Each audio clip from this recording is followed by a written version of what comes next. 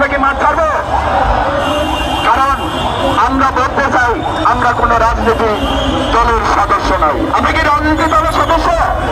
আমরা অরাজনৈতিক অলাভজনক একটি প্রতিষ্ঠানে চাকরি করি, যে চাকরি মানব কল্যাণে আমরা নিয়োজিত। আমরা কি রাজনীতি দলের সদস্য?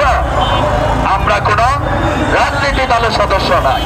তাই ফেসিসের বিচার হবে আদালতে, ফেসিসের সমস্যা সমাধান হবে আদালতে।